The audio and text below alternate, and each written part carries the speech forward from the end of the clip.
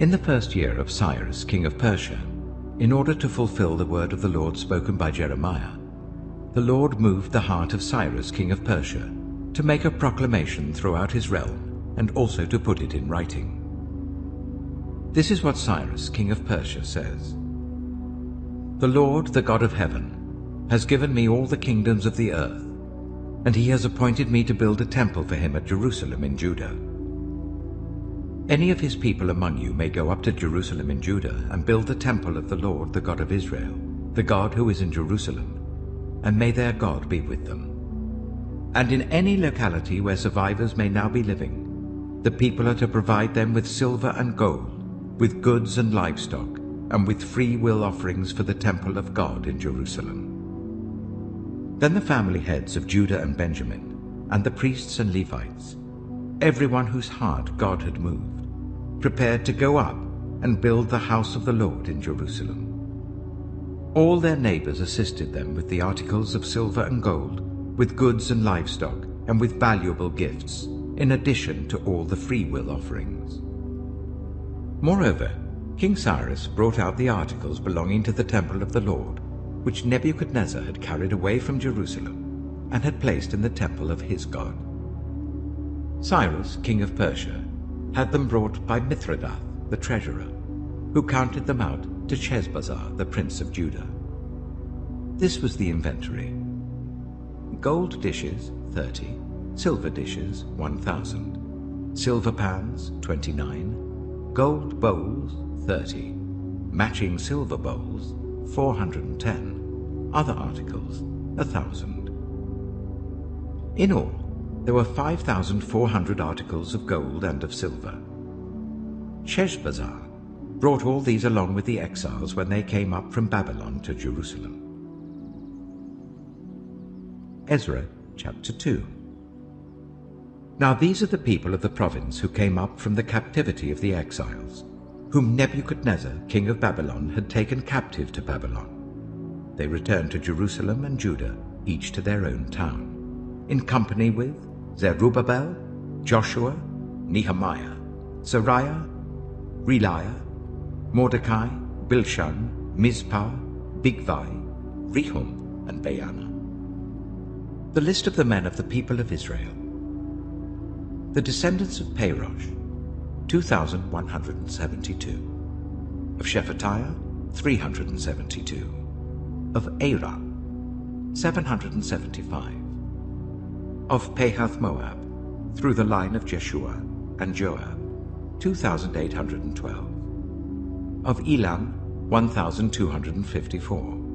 Of Zattu, 945. Of Zaccai, 760. Of Bani, 642. Of Bebai, 623. Of Azgad, 1,222. Of Adonikam, 666. Of Bigvai, 2,056. Of Adin, 454. Of Ater, through Hezekiah, 98. Of Bezai, 323. Of Jorah, 112. Of Hashum, 223. Of Gibbah, 95. The men of Bethlehem, 123. Of Netophah, 56. Of Anathoth, 128. Of Azmaveth, 42. Of Kiriath-Jearim, Kephirah, and Beeroth, 743. Of Ramah and Jeba, 621. Of Michmash, 122. Of Bethel and Ai, 223. Of Nebo, 52. Of Magbish, 156. Of the other Elam, 1,254. Of Harim, 320. Of Lod, Hadid, and Ono, 725. Of Jericho, 345. Of Senea, 3,630. The priests. The descendants of Jediah through the family of Jeshua, 973. Of Immer, 1,052. Of Pashur, 1,247. Of Harim, 1,017. The Levites, the descendants of Jeshua and Kadmiel, of the line of Hodaviah, 74. The musicians, the descendants of Asaph, 128. The gatekeepers of the temple, the descendants of Shallum, Ater, Talmon, Akub, Hatita, and Shobai, 139. The temple servants, the descendants of Zihah, Asupha, Tebaoth, Kiros, Siaha, Padan, Labana, Hagabah, Akub, Hagab, Shalmai, Hanan, Giddel, Gehar, Reiah, Rezin, Nakoda, Gazam, Uzzah, Paseah, Besai, Asna, Meyunim, Nephusim, Bakbak, Hakupha, Haha, Bazlath, Mahida, Harsha, Bakos, Sisera, Tema, Nasiah, and Hatipha.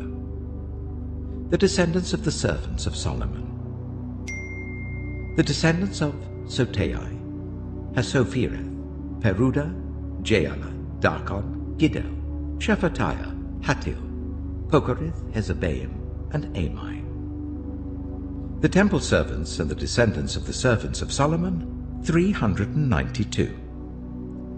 The following came up from the towns of Tel Melah, Tel Harsha, Kirab, Adon, and Immah, but they could not show that their families were descended from Israel. The descendants of Deliah, Tobiah, and Nekoda, 652. And from among the priests, the descendants of Hobiah, Hakkoz, and Barzillai, a man who had married a daughter of Barzillai, the Gileadite, and was called by that name. These searched for their family records, but they could not find them, and so were excluded from the priesthood as unclean. The governor ordered them not to eat any of the most sacred food until there was a priest ministering with the Urim and Thummim. The whole company numbered 42,360, besides their 7,337 male and female slaves, and they also had 200 male and female singers. They had 736 horses, 245 mules, 435 camels, and 6,720 donkeys. When they arrived at the house of the Lord in Jerusalem, some of the heads of the families gave free will offerings towards the rebuilding of the house of God on its site. According to their ability, they gave to the treasury for this work 61,000 darics of gold, 5,000 minas of silver, and 100 priestly garments. The priests, the Levites, the musicians, the gatekeepers, and the temple servants settled in their own towns, along with some of the other people, and the rest of the Israelites settled in their towns. Ezra chapter 3. When the 7th month came, and the Israelites had settled in their towns, the people assembled together as one in Jerusalem. Then Joshua, son of Jozadak, and his fellow priests, and Zerubbabel, son of Shealtiel, and his associates, began to build the altar of the God of Israel, to sacrifice burnt offerings on it, in accordance with what is written in the law of Moses, the man of God. Despite their fear of the peoples around them, they built the altar on its foundation, and sacrificed burnt offerings on it to the Lord, both the morning and evening sacrifices. Then, in accordance with what is written, they celebrated the Festival of Tabernacles, with the required number of burnt offerings prescribed for each day.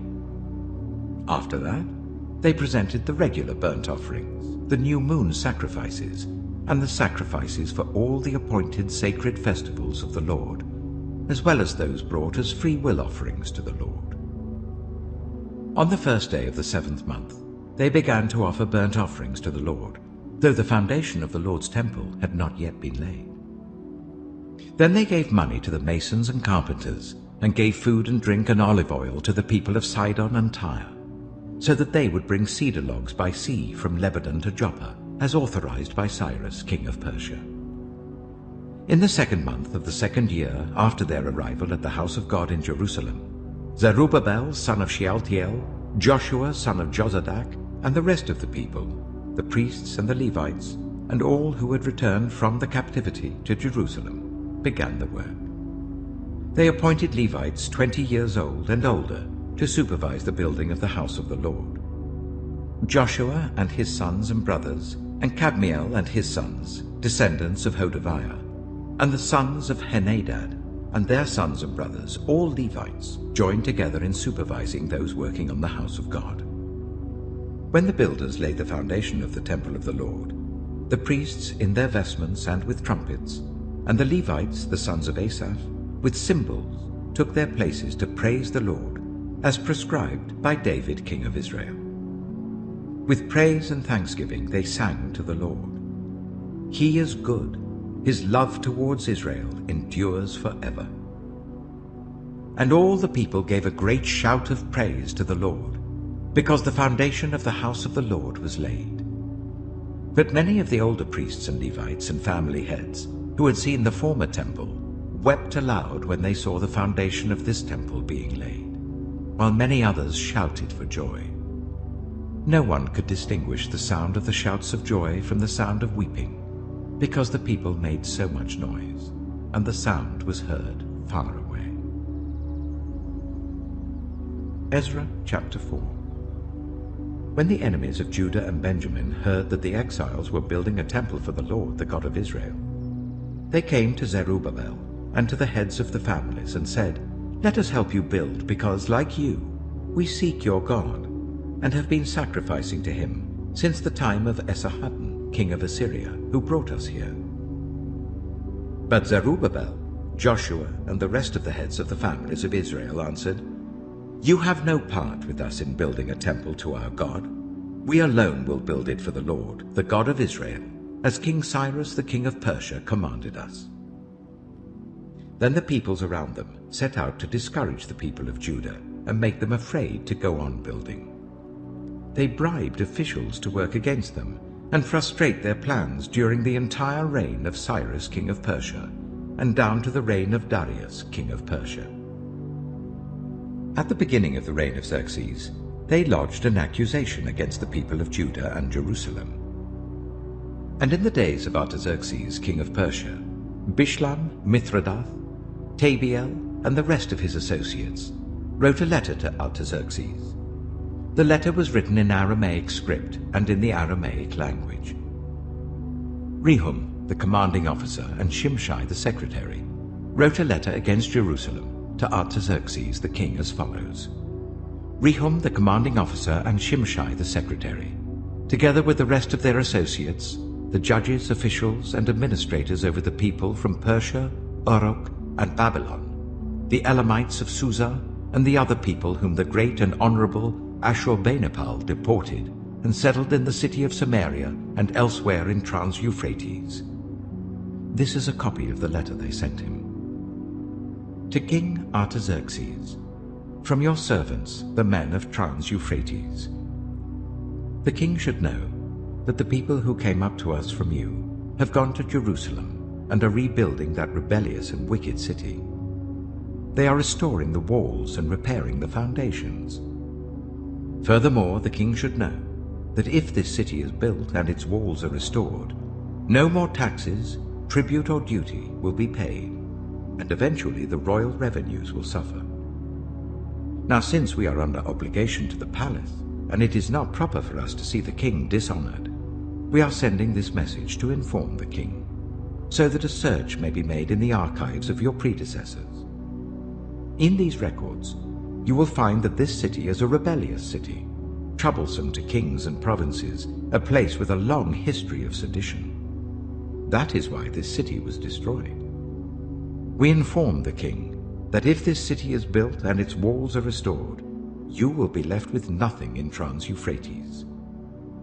The king sent this reply. To Rehum, the commanding officer, Shimshai the secretary, and the rest of their associates living in Samaria and elsewhere in Trans-Euphrates. Greetings. The letter you sent us has been read and translated in my presence.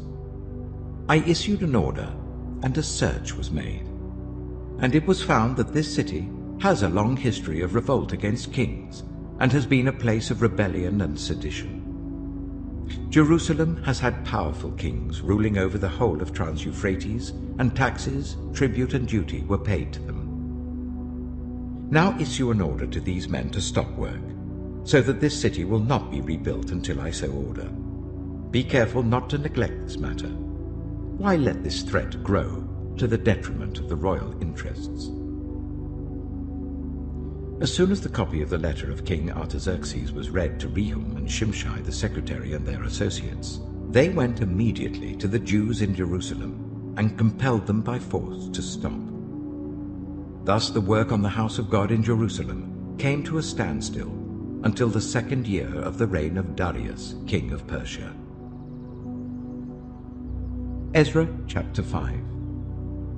Now Haggai the prophet and Zechariah the prophet, a descendant of Iddo, prophesied to the Jews in Judah and Jerusalem in the name of the God of Israel who was over them. Then Zerubbabel, son of Shealtiel, and Joshua, son of Jozadak, set to work to rebuild the house of God in Jerusalem, and the prophets of God were with them, supporting them. At that time, Tattenai, governor of Trans-Euphrates, and Shethar-Bozenai, and their associates went to them and asked, "Who authorized you to rebuild this temple and to finish it?"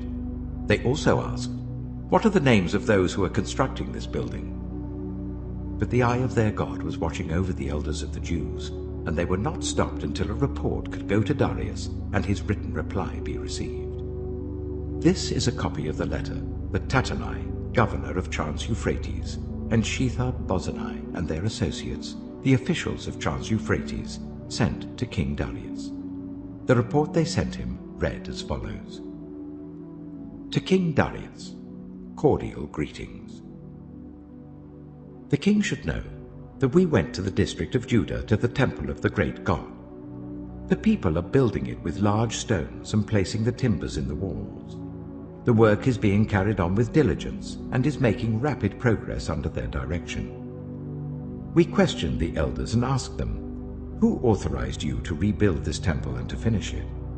We also asked them their names, so that we could write down the names of their leaders for your information. This is the answer they gave us. We are the servants of the God of heaven and earth, and we are rebuilding the temple that was built many years ago, one that a great king of Israel built and finished. But because our ancestors angered the God of heaven, he gave them into the hands of Nebuchadnezzar, the Chaldean king of Babylon, who destroyed this temple and deported the people to Babylon. However, in the 1st year of Cyrus, king of Babylon, King Cyrus issued a decree to rebuild this house of God. He even removed from the temple of Babylon the gold and silver articles of the house of God, which Nebuchadnezzar had taken from the temple in Jerusalem and brought to the temple in Babylon. Then King Cyrus gave them to a man named Sheshbazzar, whom he appointed governor, and he told him, "Take these articles and go and deposit them in the temple in Jerusalem, and rebuild the house of God on its site." So this Sheshbazzar came and laid the foundations of the house of God in Jerusalem. From that day to the present it has been under construction, but is not yet finished. Now, if it pleases the king, let a search be made in the royal archives of Babylon, to see if King Cyrus did in fact issue a decree to rebuild this house of God in Jerusalem. Then let the king send us his decision in this matter. Ezra chapter 6. King Darius then issued an order, and they searched in the archives stored in the treasury of Babylon. A scroll was found in the citadel of Ecbatana, in the province of Media, and this was written on it. Memorandum. In the 1st year of King Cyrus, the king issued a decree concerning the temple of God in Jerusalem. Let the temple be rebuilt as a place to present sacrifices, and let its foundations be laid. It is to be 60 cubits high and 60 cubits wide, with 3 courses of large stones and 1 of timber. The costs are to be paid by the royal treasury. Also, the gold and silver articles of the house of God, which Nebuchadnezzar took from the temple in Jerusalem and brought to Babylon, are to be returned to their places in the temple in Jerusalem. They are to be deposited in the house of God. Now then, Tattenai, governor of Trans-Euphrates, and Shethar-Bozenai, and you other officials of that province, stay away from there. Do not interfere with the work on this temple of God. Let the governor of the Jews and the Jewish elders rebuild this house of God on its site. Moreover, I hereby decree what you are to do for these elders of the Jews in the construction of this house of God. Their expenses are to be fully paid out of the royal treasury, from the revenues of Trans-Euphrates, so that the work will not stop. Whatever is needed, young bulls, rams, male lambs for burnt offerings to the God of heaven, and wheat, salt, wine, and olive oil, as requested by the priests in Jerusalem, must be given them daily without fail, so that they may offer sacrifices pleasing to the God of heaven, and pray for the well-being of the king and his sons. Furthermore, I decree that if anyone defies this edict, a beam is to be pulled from their house, and they are to be impaled on it. And for this crime, their house is to be made a pile of rubble. May God, who has caused his name to dwell there, overthrow any king or people who lifts a hand to change this decree or to destroy this temple in Jerusalem. I, Darius, have decreed it. Let it be carried out with diligence. Then, because of the decree King Darius had sent, Tattenai, governor of Trans-Euphrates, and Shethar-Bozenai and their associates carried it out with diligence. So the elders of the Jews continued to build and prosper under the preaching of Haggai the prophet and Zechariah, a descendant of Iddo. They finished building the temple according to the command of the God of Israel and the decrees of Cyrus, Darius, and Artaxerxes, kings of Persia. The temple was completed on the 3rd day of the month Adar, in the 6th year of the reign of King Darius. Then the people of Israel, the priests, the Levites, and the rest of the exiles, celebrated the dedication of the house of God with joy. For the dedication of this house of God, they offered 100 bulls, 200 rams, 400 male lambs, and, as a sin offering for all Israel, 12 male goats, one for each of the tribes of Israel. And they installed the priests in their divisions and the Levites in their groups for the service of God at Jerusalem, according to what is written in the book of Moses. On the 14th day of the 1st month, the exiles celebrated the Passover. The priests and Levites had purified themselves and were all ceremonially clean. The Levites slaughtered the Passover lamb for all the exiles, for their relatives the priests, and for themselves. So the Israelites who had returned from the exile ate it, together with all who had separated themselves from the unclean practices of their Gentile neighbors, in order to seek the Lord, the God of Israel. For 7 days they celebrated with joy the festival of unleavened bread, because the Lord had filled them with joy by changing the attitude of the king of Assyria, so that he assisted them in the work on the house of God, the God of Israel. Ezra chapter 7. After these things, during the reign of Artaxerxes, king of Persia, Ezra, son of Seraiah, the son of Azariah, the son of Hilkiah, the son of Shallum, the son of Zadok, the son of Ahitub, the son of Amariah, the son of Azariah, the son of Meraioth, the son of Zerahiah, the son of Azai, the son of Bukai, the son of Abishua, the son of Phinehas, the son of Eleazar, the son of Aaron, the chief priest.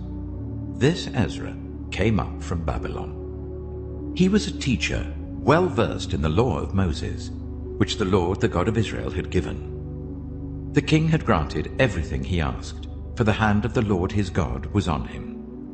Some of the Israelites, including priests, Levites, musicians, gatekeepers, and temple servants, also came up to Jerusalem in the 7th year of King Artaxerxes. Ezra arrived in Jerusalem in the 5th month of the 7th year of the king. He had begun his journey from Babylon on the 1st day of the 1st month, and he arrived in Jerusalem on the 1st day of the 5th month, for the gracious hand of his God was on him. For Ezra had devoted himself to the study and observance of the law of the Lord, and to teaching its decrees and laws in Israel. This is a copy of the letter King Artaxerxes had given to Ezra the priest, a teacher of the law, a man learned in matters concerning the commands and decrees of the Lord for Israel. Artaxerxes, King of Kings, to Ezra the priest, teacher of the law of the God of heaven. Greetings. Now I decree that any of the Israelites in my kingdom, including priests and Levites, who volunteer to go to Jerusalem with you, may go. You are sent by the king and his 7 advisers to inquire about Judah and Jerusalem, with regard to the law of your God, which is in your hand. Moreover, you are to take with you the silver and gold that the king and his advisers have freely given to the God of Israel, whose dwelling is in Jerusalem, together with all the silver and gold you may obtain from the province of Babylon, as well as the freewill offerings of the people and priests for the temple of their God in Jerusalem. With this money, be sure to buy bulls, rams, and male lambs, together with their grain offerings and drink offerings, and sacrifice them on the altar of the temple of your God in Jerusalem. You and your fellow Israelites may then do whatever seems best with the rest of the silver and gold, in accordance with the will of your God.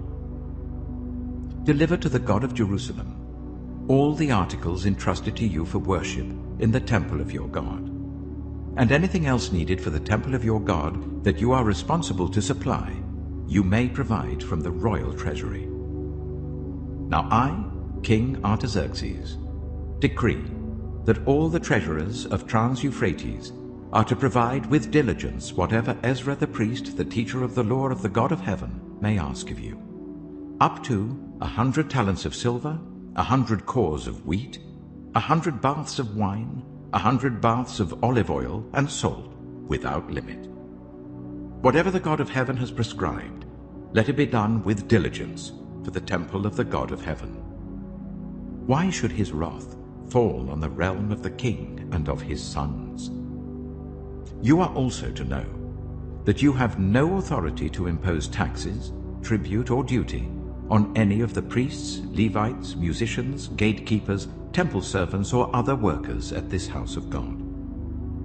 And you, Ezra, in accordance with the wisdom of your God which you possess, appoint magistrates and judges to administer justice to all the people of Trans-Euphrates, all who know the laws of your God. And you are to teach any who do not know them. Whoever does not obey the law of your God and the law of the king must surely be punished by death, banishment, confiscation of property, or imprisonment. Praise be to the Lord, the God of our ancestors, who has put it into the king's heart to bring honor to the house of the Lord in Jerusalem in this way, and who has extended his good favor to me before the king and his advisers, and all the king's powerful officials. Because the hand of the Lord my God was on me, I took courage and gathered leaders from Israel to go up with me. Ezra chapter 8. These are the family heads and those registered with them who came up with me from Babylon during the reign of King Artaxerxes. Of the descendants of Phinehas, Gershom. Of the descendants of Ithamar, Daniel.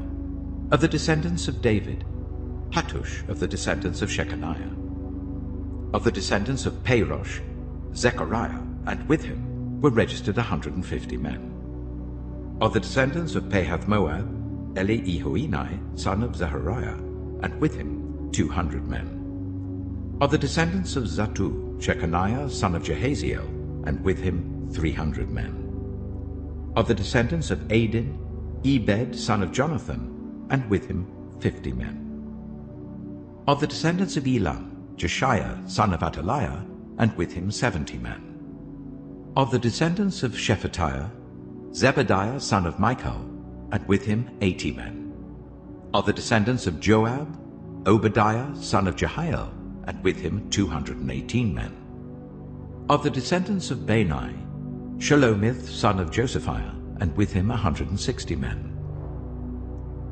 Of the descendants of Bebai, Zechariah, son of Bebai, and with him 28 men. Of the descendants of Azgad, Johanan son of Hakkitan, and with him 110 men. Of the descendants of Adonikam, the last ones whose names were Eliphalet, Jeuel, and Shemaiah, and with them 60 men. Of the descendants of Bigvai, Utai, and Zakkar, and with them 70 men. I assembled them at the canal that flows towards Ahava, and we camped there 3 days. When I checked among the people and the priests, I found no Levites there. So I summoned Eleazar, Ariel, Shemaiah, Elnathan, Jarib, Elnathan, Nathan, Zechariah, and Meshullam, who were leaders, and Joiarib and Elnathan, who were men of learning. And I ordered them to go to Iddo, the leader in Cassiphia. I told them what to say to Iddo and his fellow Levites, the temple servants in Cassiphia, so that they might bring attendance to us for the house of our God. Because the gracious hand of our God was on us, they brought us Sherebiah, a capable man from the descendants of Mahli, son of Levi, the son of Israel, and Sherebiah's sons and brothers, 18 in all. And Hashabiah, together with Jeshiah, from the descendants of Merari, and his brothers and nephews, 20 men in all. They also brought 220 of the temple servants, a body that David and the officials had established to assist the Levites. All were registered by name. There, by the Ahava canal, I proclaimed a fast, so that we might humble ourselves before our God and ask him for a safe journey for us and our children with all our possessions.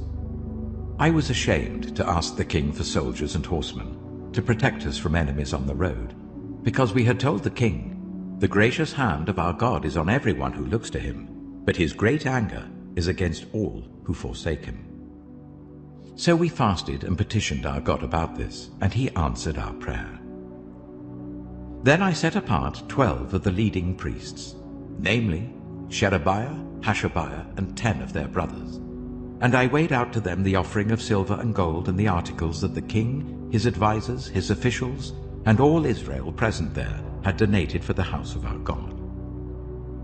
I weighed out to them 650 talents of silver, silver articles weighing 100 talents, 100 talents of gold, 20 bowls of gold valued at 1,000 darics, and 2 fine articles of polished bronze as precious as gold.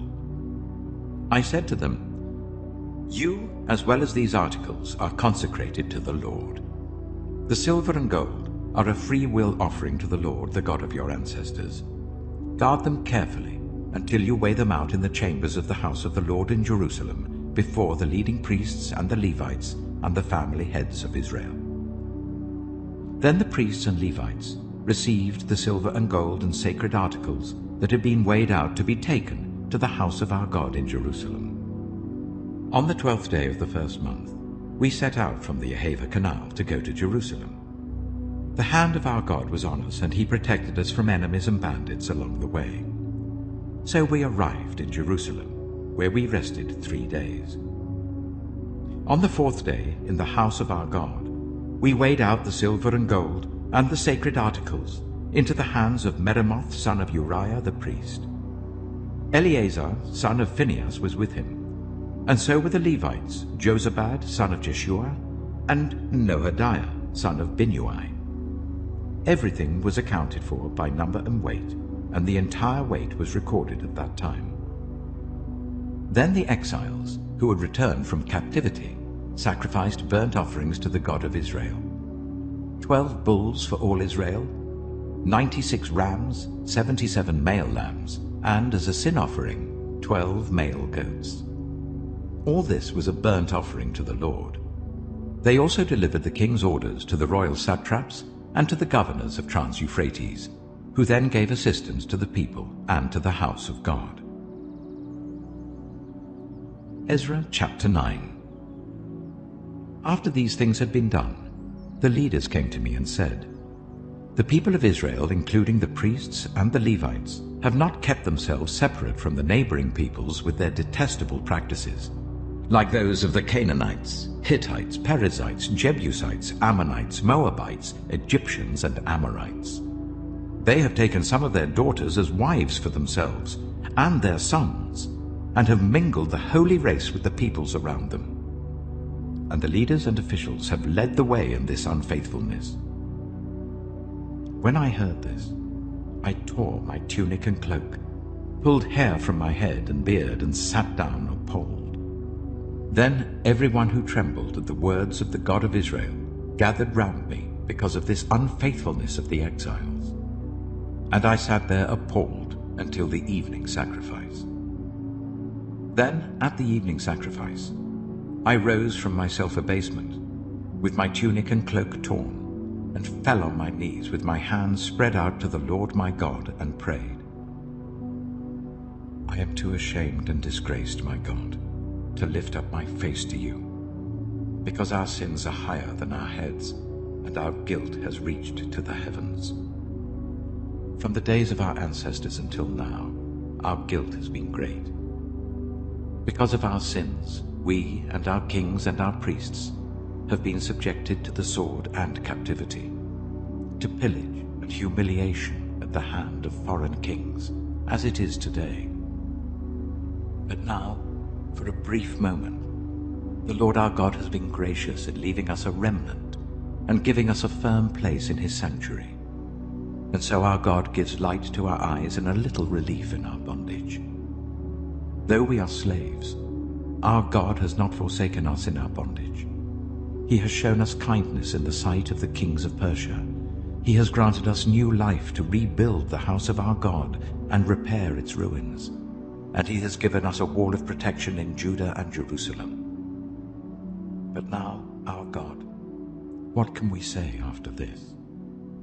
For we have forsaken the commands you gave through your servants the prophets, when you said, "The land you are entering to possess is a land polluted by the corruption of its peoples.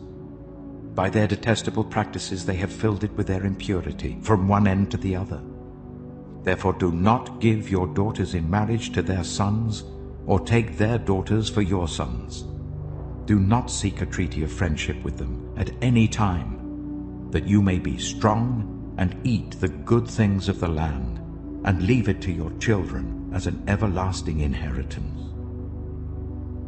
What has happened to us is a result of our evil deeds and our great guilt. And yet, our God, you have punished us less than our sins have deserved, and have given us a remnant like this. Shall we then break your commands again, and intermarry with the peoples who commit such detestable practices? Would you not be angry enough with us to destroy us, leaving us no remnant or survivor? Lord, the God of Israel, you are righteous. We are left this day as a remnant. Here we are before you in our guilt, though because of it not one of us can stand in your presence.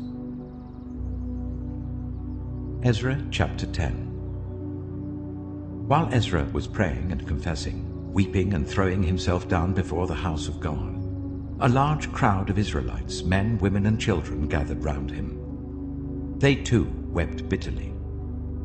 Then Shechaniah, son of Jehiel, one of the descendants of Elam, said to Ezra, "We have been unfaithful to our God by marrying foreign women from the peoples around us. But in spite of this, there is still hope for Israel. Now let us make a covenant before our God to send away all these women and children in accordance with the counsel of my Lord and of those who fear the commands of our God. Let it be done according to the law. Rise up. This matter is in your hands. We will support you, so take courage and do it." So Ezra rose up and put the leading priests and Levites and all Israel under oath to do what had been suggested. And they took the oath. Then Ezra withdrew from before the house of God and went to the room of Jehohanan, son of Eliashib. While he was there, he ate no food and drank no water, because he continued to mourn over the unfaithfulness of the exiles. A proclamation was then issued throughout Judah and Jerusalem for all the exiles to assemble in Jerusalem. Anyone who failed to appear within 3 days would forfeit all his property in accordance with the decision of the officials and elders, and would himself be expelled from the assembly of the exiles. Within the 3 days, all the men of Judah and Benjamin had gathered in Jerusalem. And on the 20th day of the 9th month, all the people were sitting in the square before the house of God, greatly distressed by the occasion, and because of the rain. Then Ezra the priest stood up and said to them, "You have been unfaithful. You have married foreign women, adding to Israel's guilt. Now honor the Lord, the God of your ancestors, and do his will. Separate yourselves from the peoples around you and from your foreign wives." The whole assembly responded with a loud voice, "You are right. We must do as you say. But there are many people here, and it is the rainy season, so we cannot stand outside. Besides, this matter cannot be taken care of in a day or two, because we have sinned greatly in this thing. Let our officials act for the whole assembly. Then let everyone in our towns who has married a foreign woman come at a set time, along with the elders and judges of each town, until the fierce anger of our God in this matter is turned away from us." Only Jonathan, son of Asahel, and Jezahiah, son of Tikvah, supported by Meshullam and Shabbatai the Levite, opposed this. So the exiles did as was proposed. Ezra the priest selected men who were family heads, one from each family division, and all of them designated by name. On the first day of the 10th month, they sat down to investigate the cases, and by the first day of the first month, they finished dealing with all the men who had married foreign women. Among the descendants of the priests, the following had married foreign women. From the descendants of Joshua, son of Jozadak, and his brothers, Mahasiah, Eleazar, Jarib, and Gedaliah. They all gave their hands in pledge to put away their wives, and for their guilt they each presented a ram from the flock as a guilt offering. From the descendants of Immer, Hanani and Zebediah. From the descendants of Harim, Maaseiah, Elijah, Shemaiah, Jehiel, and Uzziah. From the descendants of Pashur, Elioenai, Maaseiah, Ishmael, Nathanael, Jozabad, and Elasah. Among the Levites, Jozabad, Shimei, Kaliah, that is Kalita, Pethahiah, Judah, and Eliezer. From the musicians, Eliashib. From the gatekeepers, Shallum, Elam, and Uri. And among the other Israelites, from the descendants of Parosh, Ramiah, Isaiah, Malchijah, Mijamin, Eliezer, Malchijah, and Benaiah. From the descendants of Elam, Mattaniah, Zechariah, Jehiel, Abdi, Jeremoth, and Elijah. From the descendants of Zatu, Elioenai, Eliashib, Mattaniah, Jeremoth, Zabad, and Aziza. From the descendants of Bebai, Jehohanan, Hananiah, Zebai, and Atlai. From the descendants of Bani, Meshullam, Maluk, Adiah, Jashub, Sheal, and Jeremoth. From the descendants of Pahath-Moab, Adnah, Kilal, Benaiah, Maaseiah, Mattaniah, Bezalel, Binnui, and Manasseh. From the descendants of Harim, Eliezer, Ishijah, Malchijah, Shemaiah, Shimeon, Benjamin, Maluk, and Shemariah. From the descendants of Hashum, Mattani, Mattatah, Zabad, Eliphalet, Jeremiah, Manasseh, and Shimei. From the descendants of Bani, Maadai, Amram, Uel, Benaiah, Bediah, Keluhi, Benaiah, Meremoth, Eliashib, Mattaniah, Mattanai, and Jeasu. From the descendants of Binnui, Shimei, Shelemiah, Nathan, Adiah, Magnadabai, Sheshai, Sherai, Azarel, Shelemiah, Shamariah, Shallum, Amariah, and Joseph. From the descendants of Nebo, Jehiel, Mattatiah, Zabad, Zabinah, Jadai, Joel, and Benaiah. All these had married foreign women, and some of them had children by these wives.